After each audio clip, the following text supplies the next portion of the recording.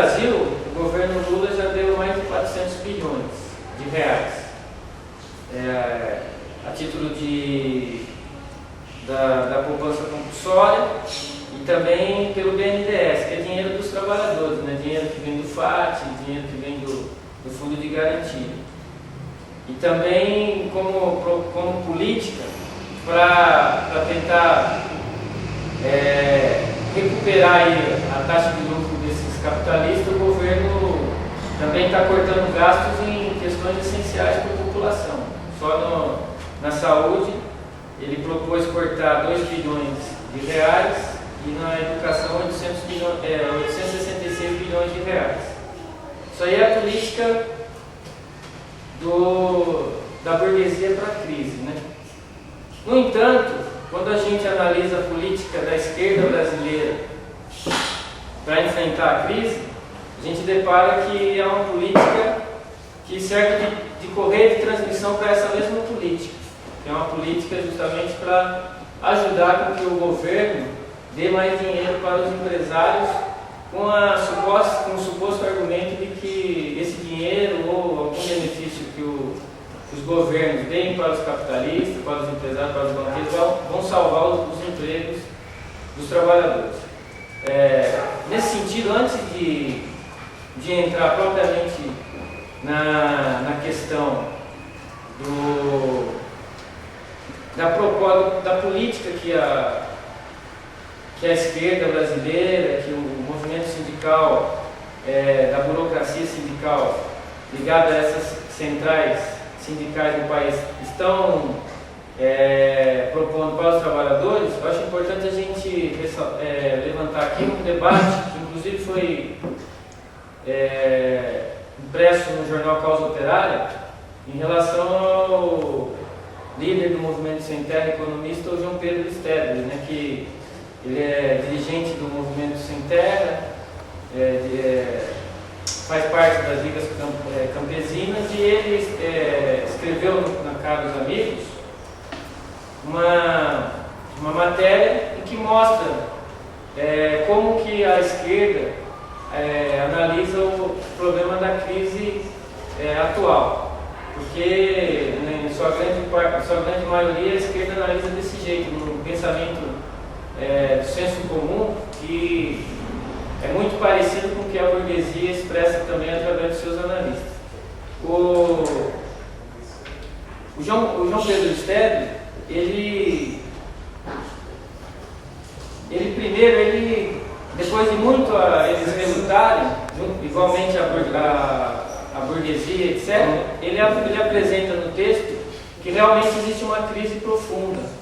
que essa crise é uma crise que vai ser duradoura, mas, no entanto, ele não analisa do ponto de vista marxista o desenvolvimento histórico do capitalismo. Ele analisa que é uma crise política, uma crise ideológica, uma crise até ambiental, uma crise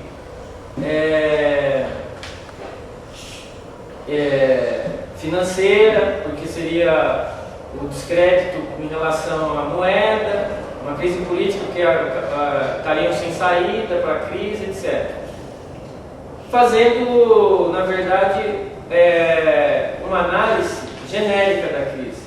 Igualmente é feito também pela imprensa capitalista, que mostra que a crise atual é uma crise econômica, o que serve justamente para manipular ideologicamente o caráter da crise. Porque, obviamente, a crise ela tem um desenvolvimento, e a gente aqui vai até debater, já foi feita aqui uma palestra nesse sentido, e a gente vai retomar essas discussões sobre o problema do caráter histórico da crise do capitalismo, e que ela vem ao longo dos anos. E essa crise atual seria a decorrência justamente da crise dos anos 70,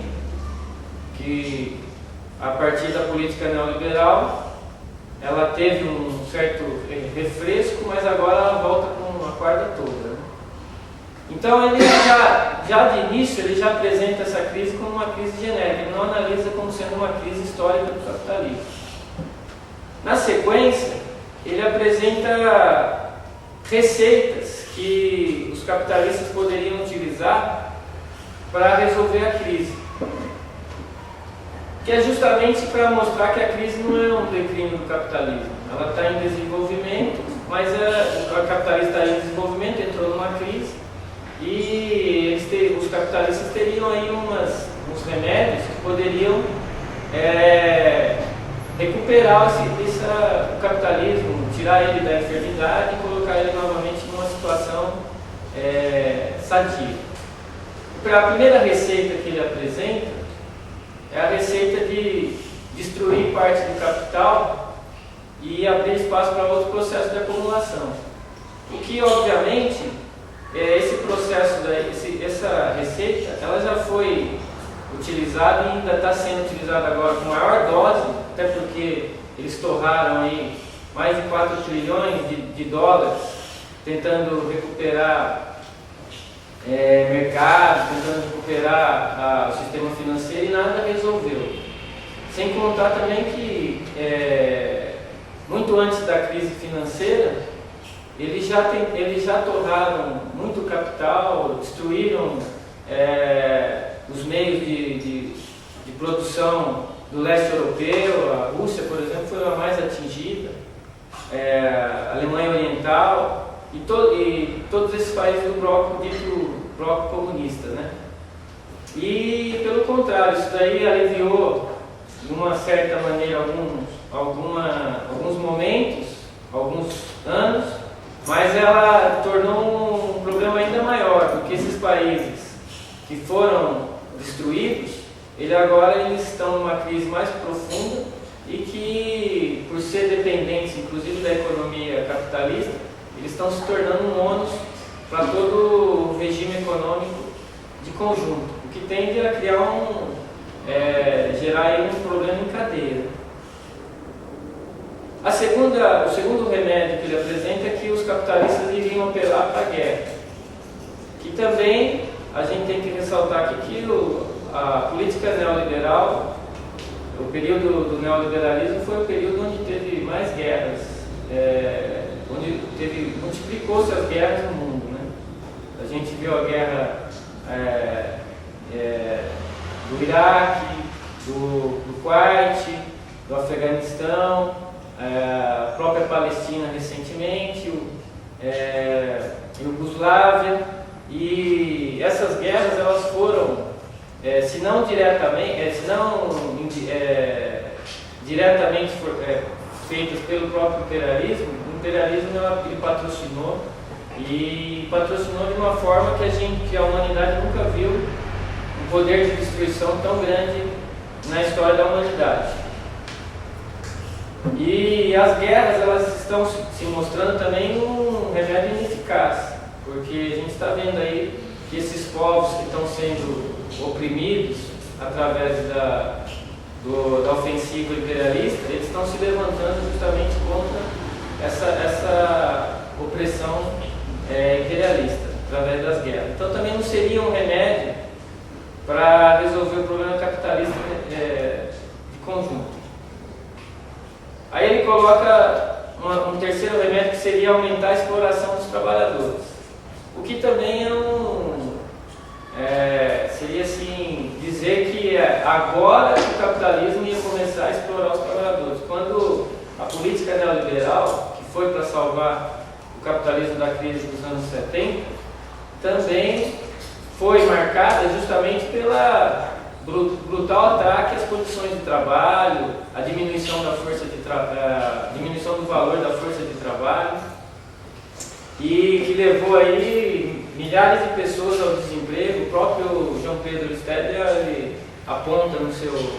documento de que muitas pessoas estão vivendo aí da cesta básica, voltou-se a um esquema parecido com ao esquema, a volta do sistema da escravidão em vários lugares aqui no interior do Brasil, no próprio interior de São Paulo.